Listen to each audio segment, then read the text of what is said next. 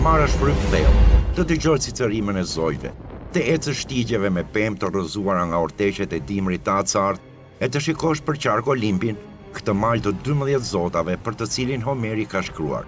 Olimpi nuk u trondit nga erat e kur as nga shiu i lagësht e as nga bora që bie mbi të, por nga ajri që ndihet qartasje i kthjellët e nga ai fluturim mbi bardhësinë rrezatuese.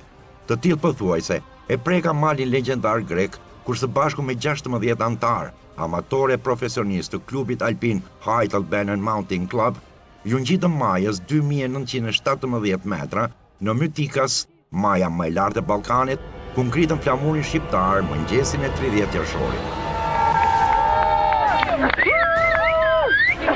Foto grupi! Ngritja e flamurit shqiptar në Mytikas ishte për ne një sfidë që ishte planifikuar kohë më parë me dëshirën që të ishte dhe nënshkrimi ynë në librin e malit të zotave. Për të shkuar deri në këmbët e malit të Olimpit që ndodhet në afërsi të qytetës turistike greke Litohoro, u desh në rreth 14 orë udhëtim me mikrobus nga Tirana. Në Litohoro ndodhej pika bazë e quajtur Priona në lartësinë 1100 metra, nga ku adhuruesit e sportit të lartësive duhet të ecin drejt shtëpisë së vetme alpine që ngrihet në lartësinë 2100 metra. Kjo shtëpi alpine me një kapacitet prej 110 shtretrish është e hapur nga muaji maj deri në tetor, por atje nuk mund të akomodohesh pa bërë më parë rezervimin, pasi numri i madh i të apasionuarve që ngjiten Olimpin i kalon pothuajse 200 syresh në ditë. Në këtë shtëpi alpine do të kalonim natën edhe ne. Në dhomat që i përngjanin kapanoneve të dikush me ushtarake, me krevate dykaçe marinari, do të shijonim një darkë me smish dhe uzon e famshme greke për të nisur të nesërme në orën 5 të mëngjesit ngjitje në malin e zotave. Alpinisti Fisnik Muça, lideri i kësaj ekspedite, na shpjegoi disa minuta sfidat e ngjitjes në majën 2917 metra të Mytikas, një ngjitje e gradës së kartët Këmbadoras. Unë të doja që të gjithë shkonin maj.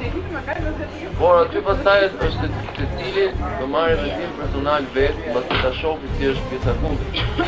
Sepse gjitha shërbore pastaj. Më pas nisëm rrugtimin ku për 3 orë ecëm përmes rreve të dëndura të mjegullës së erës së ftohtë të malit Olimp, mes grykave dhe të përpjetave të forta për të arritur në pikën e parafundit, ku do u përgatitëm për ngjitjen e gradës së 4 drejt Mytikas. Ashtu siç kishte përmendur dhe Fisnik Muça, gati 300 metra do të na duhet të ecim Këmbadoras, duke u kasavjerur në shkëmbejtë thempisur plotone, por me një pamje magjepse që i fiksuam me vështirësi në këto foto dhe pamje filmike. Kështu ecëm njëri pas tjetrit ngadalë derisa arritëm në majën ku emocionet ishin të papërshkruara.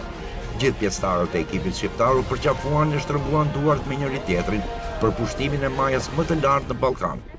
Filluam të këndonim këngën e malit, nxorëm pankartat dhe soditëm peizazhin përreth.